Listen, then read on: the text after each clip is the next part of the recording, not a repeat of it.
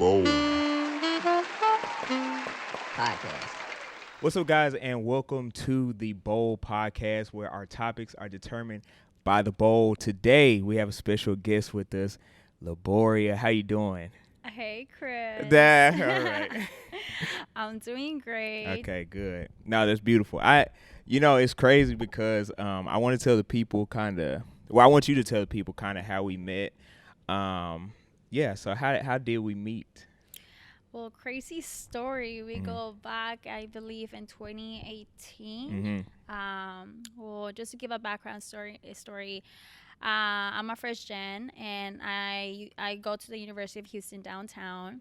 And meanwhile, being in there, as a freshman and sophomore college student in college, I didn't really have the resources to have transportation. And I mean, at the time, I sort of didn't know how to drive either. That's okay. I would take the Metro Rail to school, to the university. Oh, yeah. All right.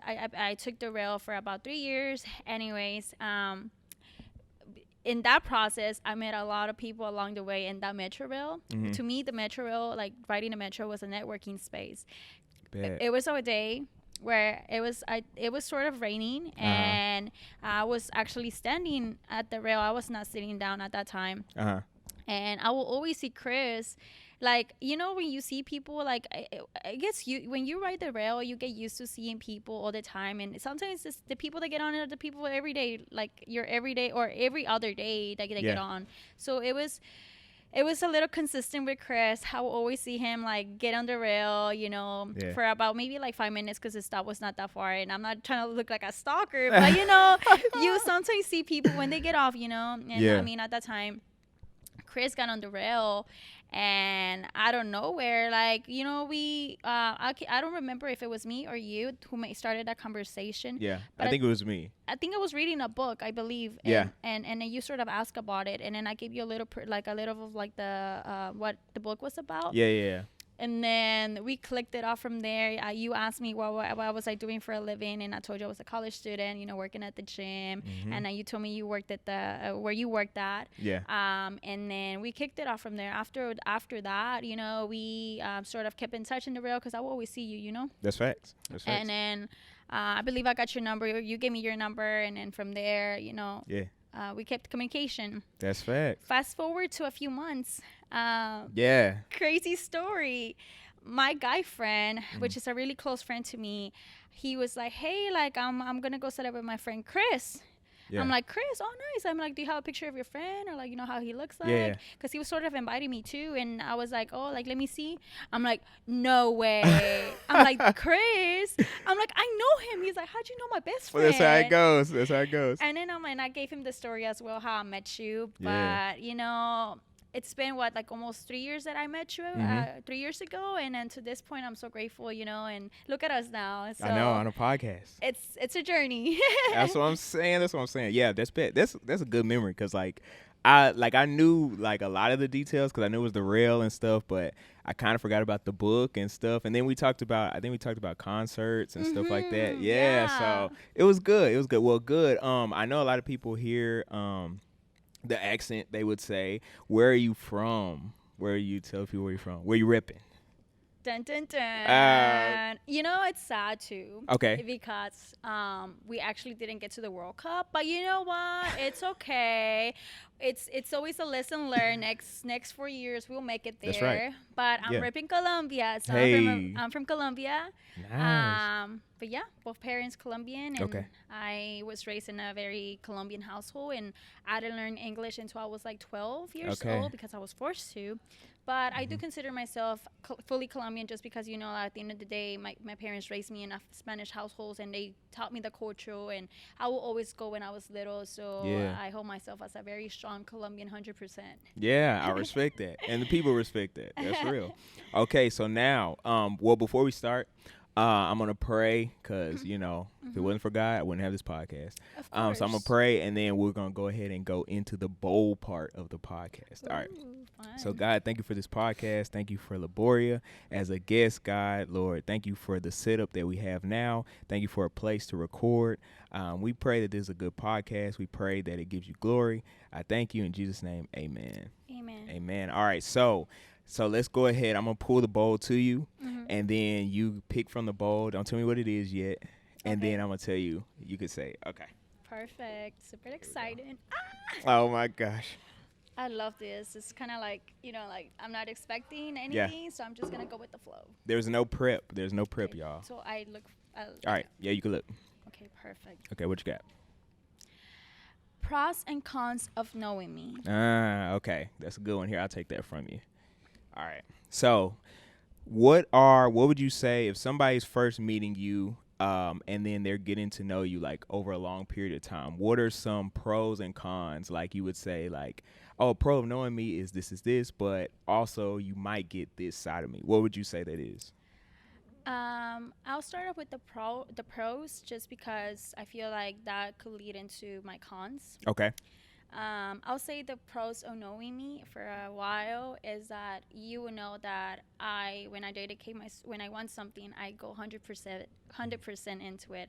And when I go 100% into it, I make sure that everybody around me feels the same energy that I'm feeling. I try to help the others in any kind of way possible that I can, even if it's just with like a simple motivational quote that I can find if you're having a bad day. That's right. And I think with that one, I'll say my number one pro will be helping others, and I think that's something that you will see getting to know me along the way, because I feel like if I'm up, my thing is that whenever I go somewhere, I'm very family oriented, so whenever I go up, I want to make sure everybody around me goes up with me. That's just facts. because I don't want to be that lonely person at top, that like I want others to see and experience what I'm seeing out there. And that's one of the main reasons also why like I'm always traveling.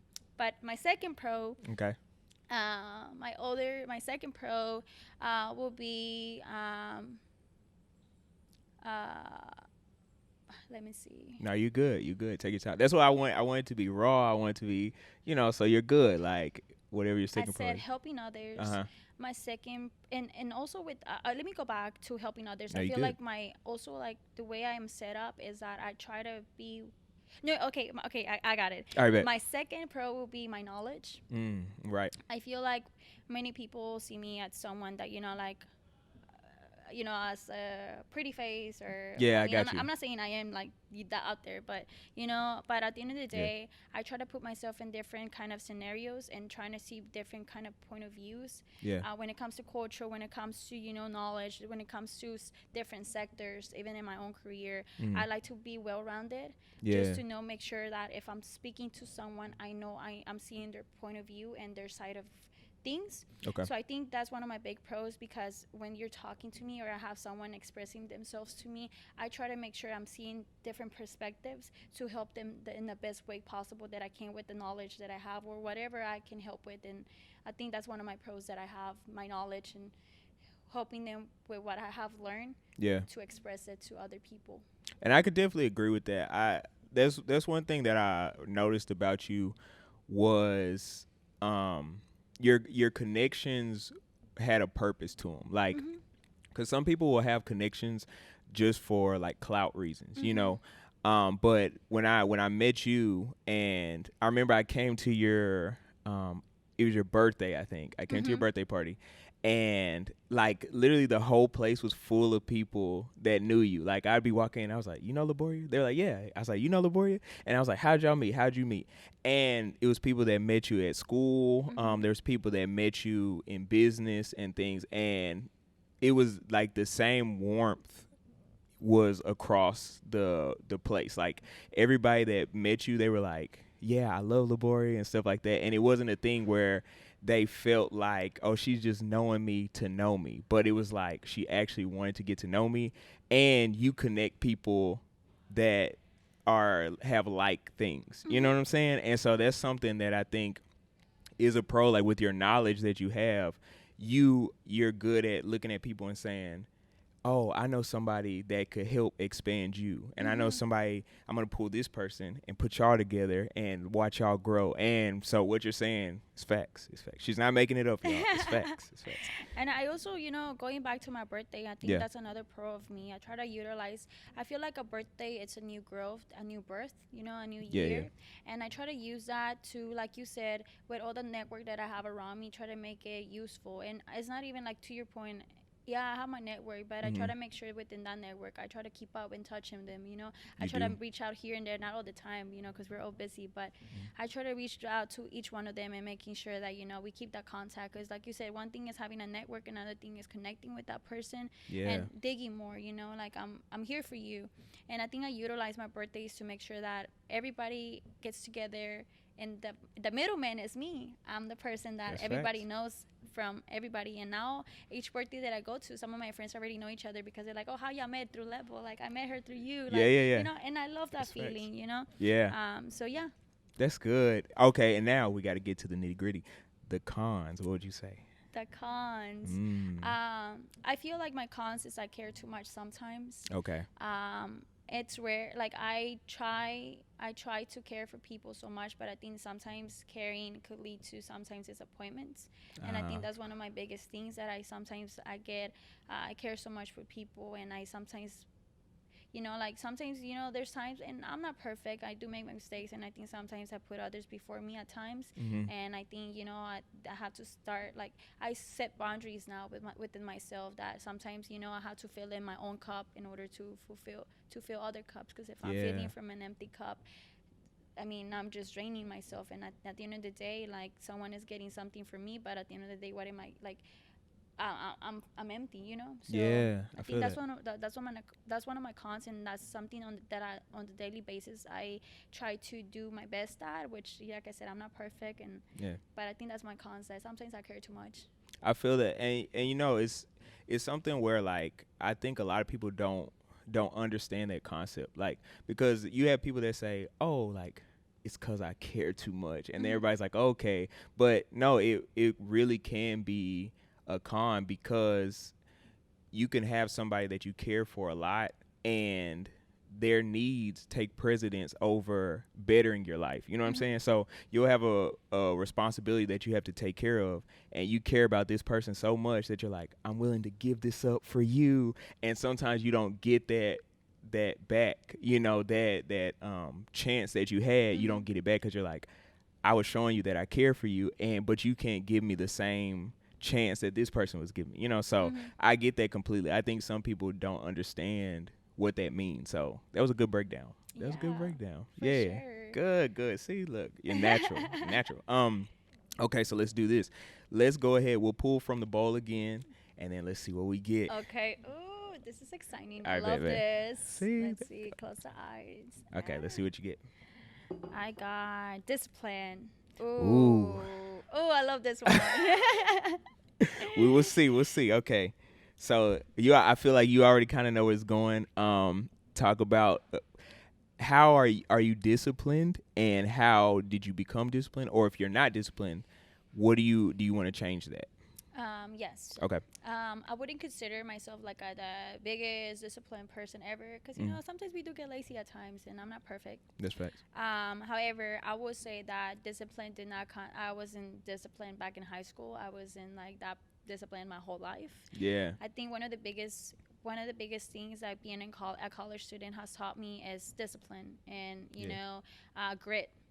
I feel Mm, like I didn't get that experience in high school, but once I entered college, and it's true, like when you're a college student, freshman student, you're kind of getting yourself in that unknown, yeah. especially at the university when you don't know anybody. Because it was me at that point. Like I'm first generation. None of my family went to college. If I'm being honest with you, That's facts. and I'm the first one out of my family to get a bachelor's. I'm about to get a whole master's right now. Sheesh. But honestly, I think it all comes down to discipline. I Yeah. think without discipline, you can't reach points in your life. And I believe that me having that motivation from my parents, seeing my parents struggle, and seeing the way my parents came to this country to better us, actually, because honestly, for them, they had the mindset of like I did my life.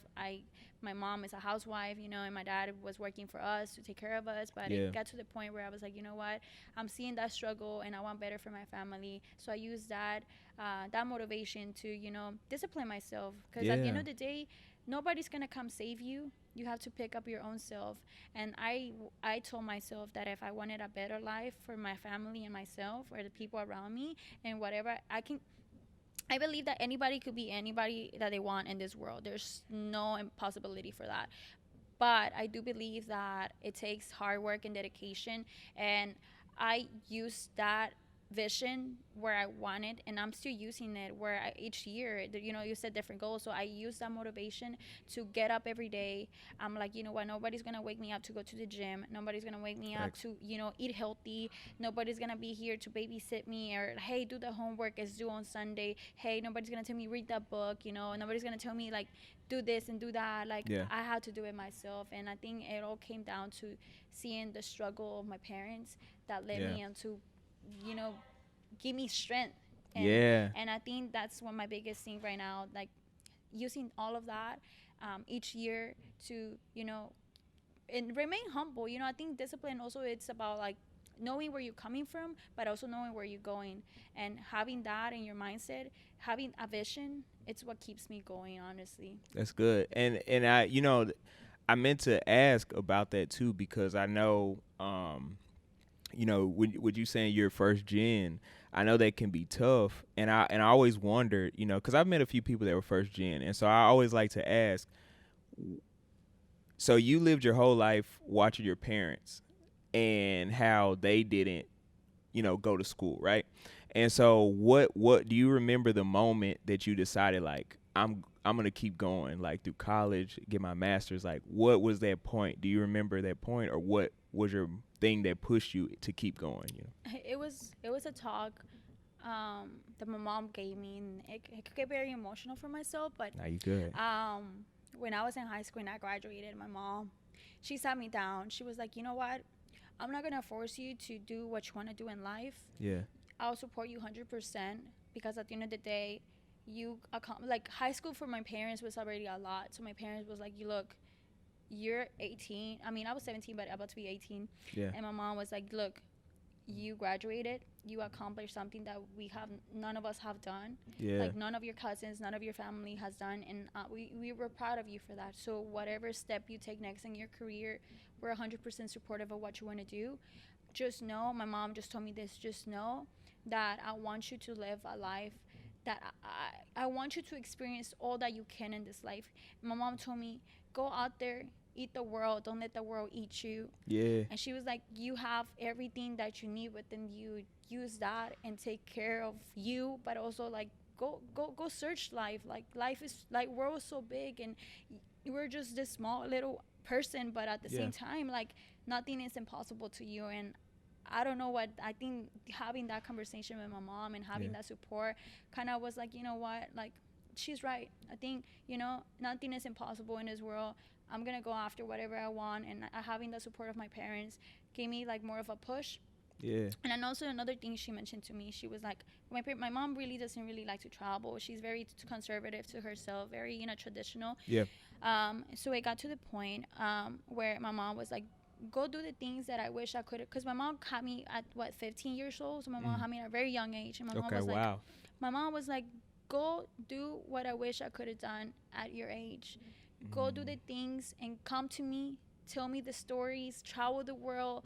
Send me pictures. Show me. I want to hear from your experience, because I feel like when you tell me that, I'm living through you, and I want to live through you. Yeah. And then I feel like all of that just kind of like, it got stuck in my head.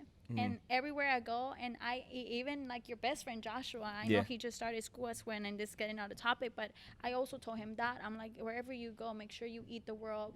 Don't let the world eat you, because it could get easily consumed. But so I think it was that talk my mom gave me that set me off for success and where you are now. Yeah. Wow, that's so crazy. And it's crazy that, because everybody's gonna watch this podcast and they're gonna say like, oh wow, that's so that's so good.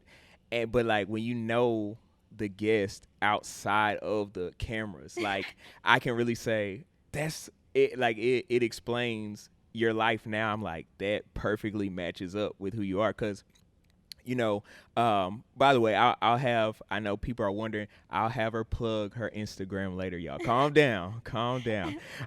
But on there, we see how well traveled you are, and it's so cool to see, somebody go out and really travel the world. Because, you see people that travel, like, I've been to different states, but when you start going out of the country, is so much that you have to prepare for, and we'll go back to the bowl, but before that, I want to ask for anybody that kind of wants to travel, do you feel like it was hard and then it got easier? And if so, then why?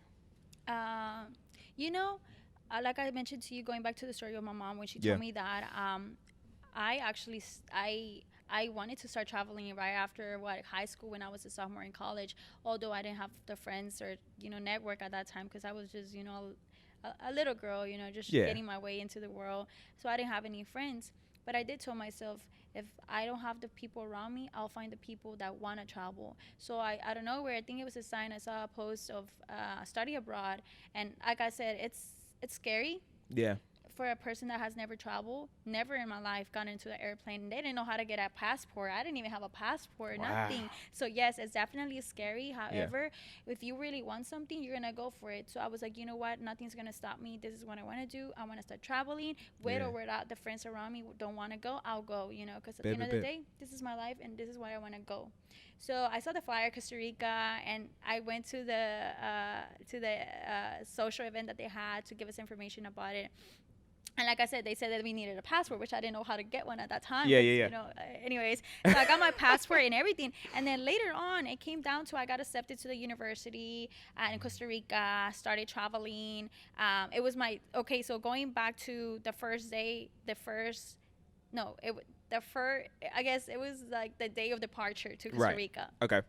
I was like, I'm nervous because I didn't know none of my future, I didn't know my roommate. I didn't know her. I didn't know the students that were gonna go to this trip with me. So everybody was new to me. The place was new to me.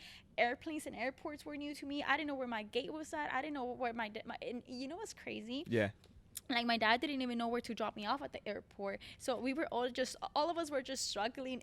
My parents' first time dropping me off at an airport, first time stepping foot in an airport, my first time as well. So it was scary, it was extremely scary. But once I got to the airport, I had the feeling of relief. And I'm like, you know what, wow, like, I'm going into a whole new world, different country, different culture, different people, exploring this country with people that I don't even know. But at the same time, God is good, and God has put me here for a reason. So I trust his process, and I'm grateful to be here. And I went with a whole positive mind, and I went with, a positive outlook, and it turned out to be great. And then I know, like, for some people that probably have trouble, and to those that haven't, after you make your first travel out of the country, you feel even if it's like 4 days, a week, or however many days you go, it gets addicting. You start seeing the world in a different perspective. You pick up on the people around in that country. You're like, wow, like, the world's so big,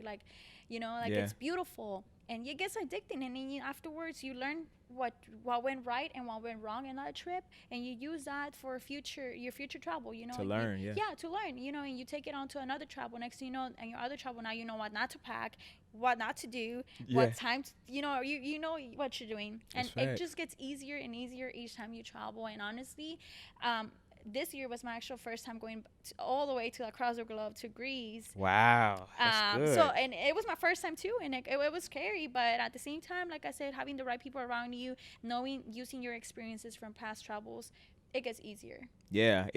Would you say Greece is your favorite place, or what would you say is your favorite place? Mykonos was actually my dream destination. Okay.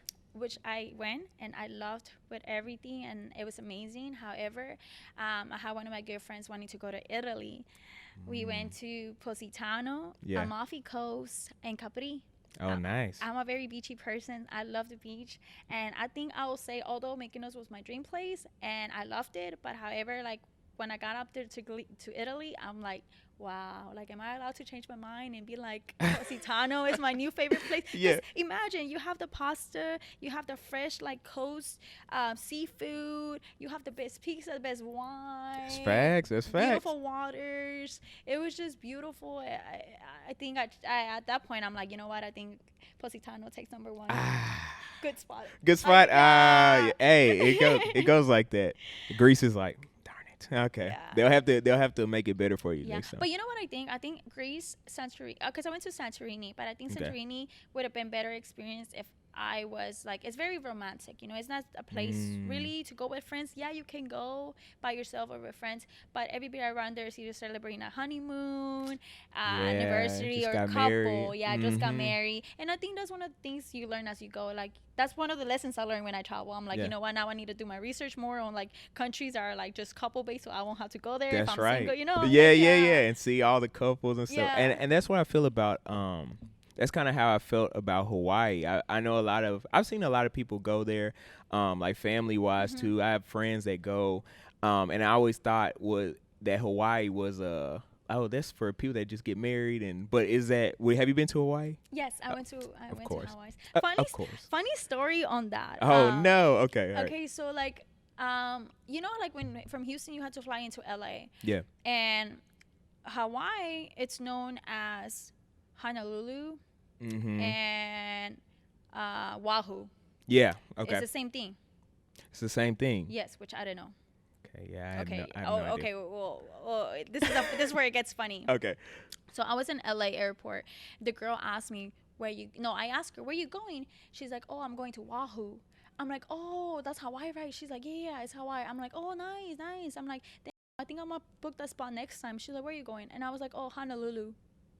And then like, I guess because she didn't want to feel bad for me or like make fun of me. She was like, oh, nice. It's gonna be a great spot for you. I'm like, yeah. Oh my God, have you been? She's like, yeah, I've been there many times. Yeah. You know? I'm like, oh, like recommend me some spot. So she was like, this is where you go. So then later on, her friend comes by and she asked me, where are you going? And I'm like, oh, Honolulu. And she goes, oh, us too. And I looked at the girl. I'm like, what does she mean us? Like, you too?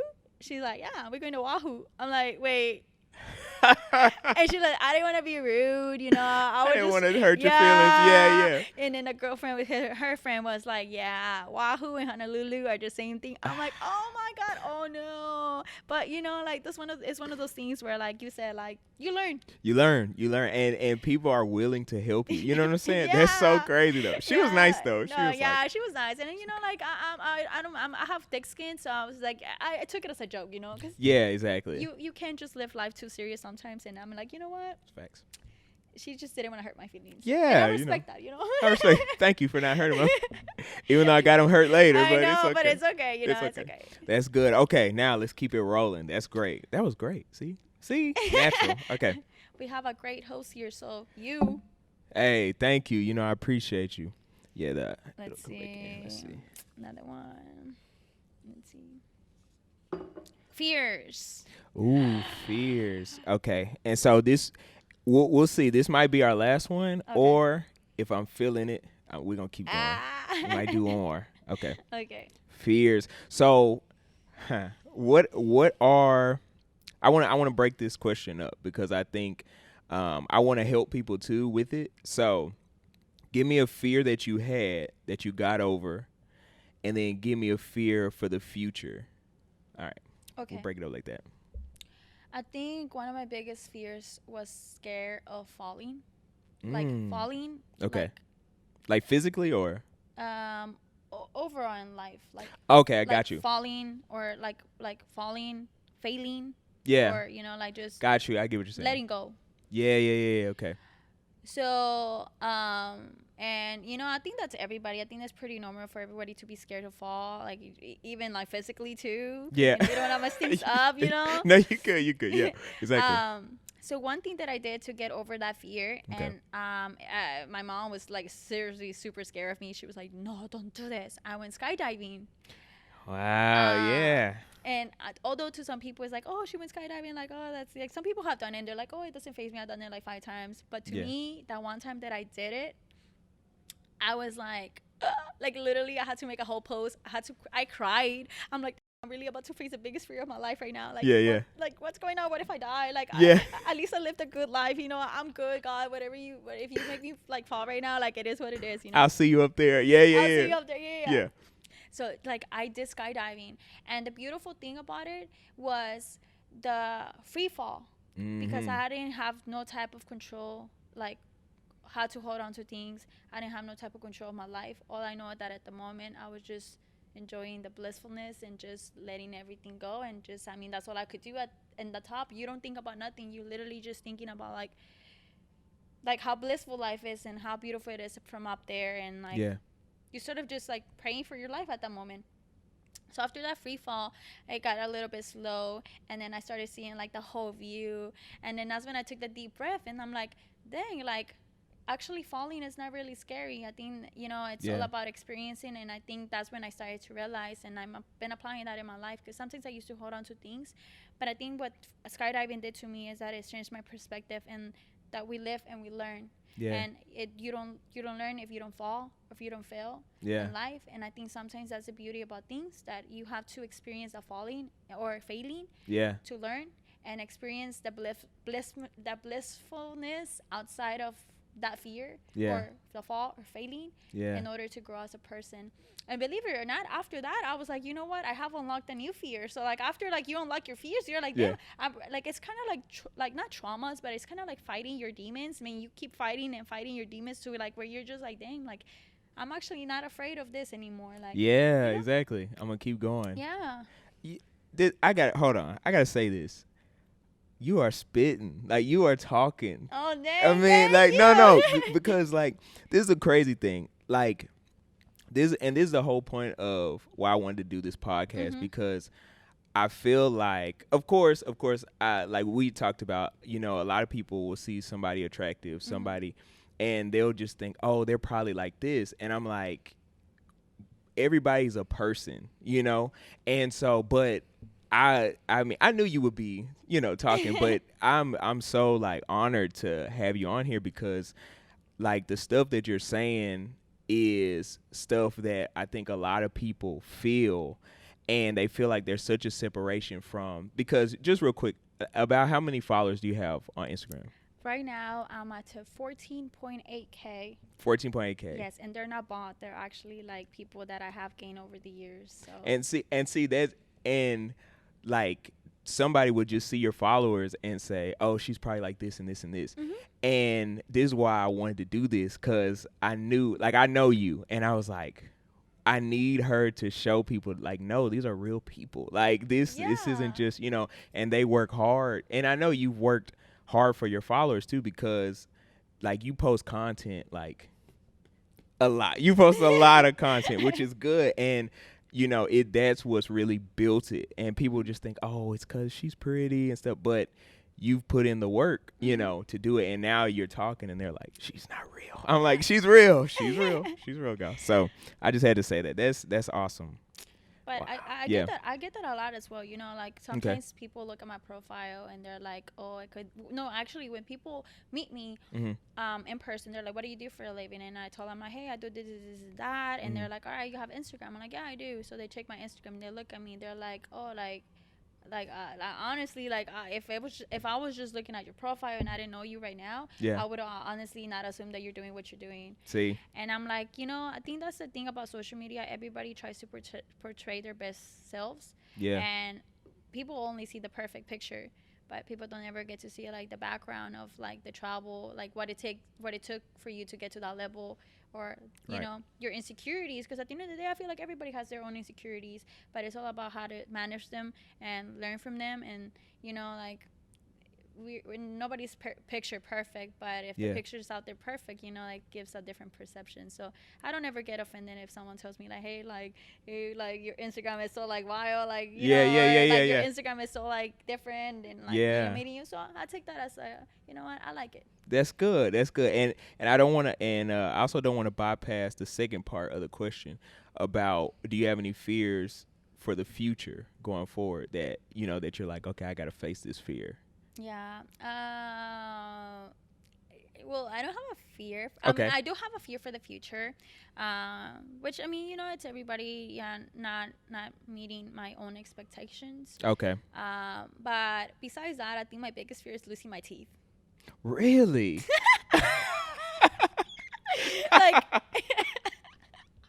like, no, seriously. Okay, all right. I'm back. Okay. So like, yeah. Okay. Believe it or not, like I went to the dentist last time, and they told me like the dentist was like, oh, like your teeth are good and everything. Make sure you keep doing your same routine. We don't want you like having you being toothless. And I'm like, I was imagining myself. I'm like, imagine like out of nowhere you're eating like a meat or like a rib, and you just and then your teeth goes missing, you know? And like I love to smile and I love to laugh. That's true, yeah. So imagine yourself like without your front teeth or like anything. Yeah, that's crazy. Like the like you know on the cartoons they'll eat like a chicken wing, and then the teeth will be on there. I'm like, okay, that's kind of crazy. Yeah, exactly. See. So wow, that's interesting. Okay. But although we have like different like procedures to get your teeth back, it's not gonna be the same thing, you know. Like yeah. It will take time, and you know. Like, but yeah, I think I'll say that's my biggest fear, like losing my teeth, which I hope I don't ever. God, please, like, please help me. Knock on wood. Yeah. Help me, God. Yeah. Yeah. Wow, but you know what? That's crazy. I did not expect that answer, but that's great. that's such a real answer. Like losing my teeth. No, and I'll say, and you know, it's interesting because I know for me, because we all have like deep fears where it's like disappointing, you know. But yeah, I think for me is probably my hair. Your hair? Yeah, and like I mean, I'm not worried about it because well, y'all can't see right now, but it's braided up right now. But I got to get it redone, so don't worry about it. I do have hair under here, but you know, I think about like I was like I want to keep my hair because I know like my hair is like really curly, you know, and so I was like I want to have that, you know, gray curl, you know what I'm saying? Right. So yeah, hair or teeth. Okay, cool. All right, I'm enjoying this. So you know what? We're gonna do one more. We're gonna do one more topic. Yay. Then we're gonna call it. All right, here we go. Okay, one more topic. One more topic. Let's see what you get. Let's see. I actually love these, so appreciate you like having this, and you know, it's very natural. I got you. Of course, I got you. Okay, so mine is joy. Joy. Yeah. Okay, that's a good way to end it. Okay, we'll end it on joy. What gives you joy in life? What gives me joy in life? I think my joy in life, it's, you know, making an impact in people's lives, and not only making an impact just because it's like an impact, but I feel like growing up, you know, I had to hype my own self up. I had to like boost myself up. Like I had to like back to like my story from the beginning, just to finish it off. I had to you know, find my own motivation, my own discipline, you know, how to like, I'm a big sister, like I'm the oldest sister, so I had to like find that on my own. Nobody was like, I told you, I had to pick myself up. That's facts. However, I know it's not the case for everyone. And like I said, bringing it all back together, I try to bring everybody up with me as much as I can.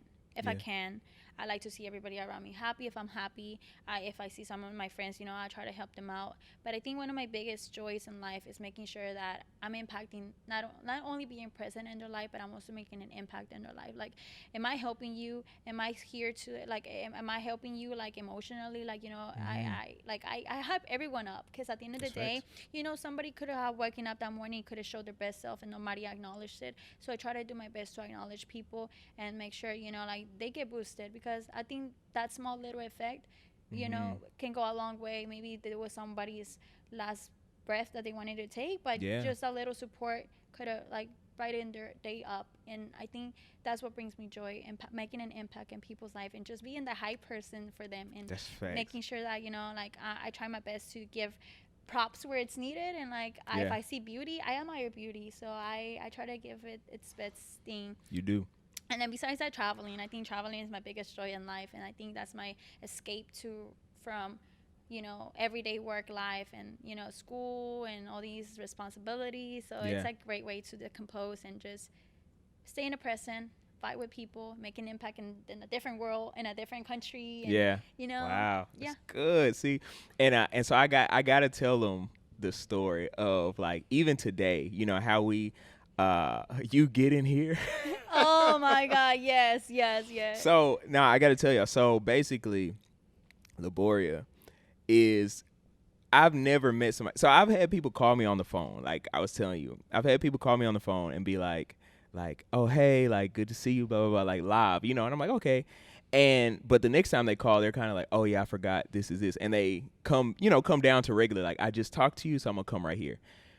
You were at the same, like, it was like you called me and you were like, hey Chris, like this is this, like where am I? And I was like, oh, okay, so you're gonna turn this way, okay, bet.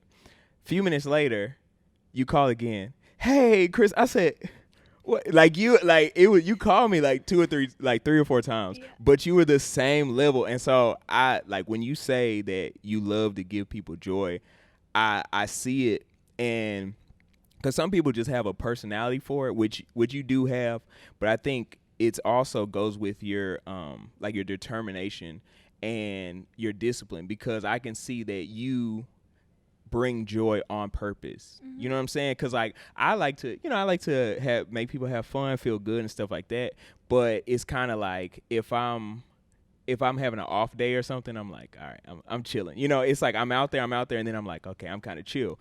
But I see with you, even if you're having an off day, you're like, but when I see this person, I want them to have an on day, you know? Mm-hmm. And so I just wanted to tell that story because I was like, that was so crazy. I was like, she's up here.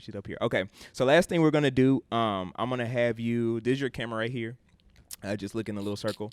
And so just you can tell the people your social media, and then any last message you want to kind of tell them, inspirational or whatever you want to do. Okay, well, my Instagram is SponjoL-HQ. And then my Twitter, I'm very active on Twitter, so you can guys go follow me on Twitter as well. It's SponjoL_ underscore, I mean. And my full name is Leboriah Chavez. So it's a pleasure to be here, and thank you so much, Chris. And you know, it's always a pleasure, and you know, for you, and I feel honored that you brought me in. And, definitely. You know, consider me, and I'm happy to be here.